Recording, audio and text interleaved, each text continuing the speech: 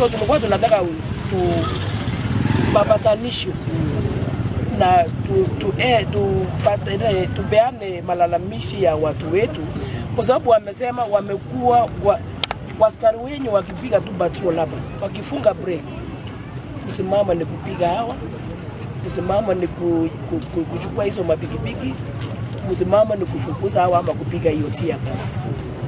So tumeanza leo saa meeting ya security ya Kenya ambayo tulikuwa tunangojea tukutane na nyinyi ndio tuwasilishe sasa hizo pikipiki wanasema imeshikwa huko.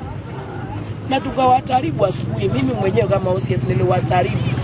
Nikamwambia saa kama mtu amepatikana na makosa ya Tanzania, hiyo hatutakomboa. Sisi hatutaki fujo. Sisi tunataka amani. Sasa na iwe hivyo, OCS amezungumza vizuri. Jambo lenu kama kuna tatizo, kuna changamoto ambazo zipo, anasema anazo na kesho watakaa kikao zitazungumzwa. Sawa sawa? Kwa meanwhile, sisi tunataka amani. Hatutaki kusikia mnaanza kurusha mawe, mnafunga barabara, mnawasha moto. Sawa? Hiyo sio kawaida yetu sisi, sawa?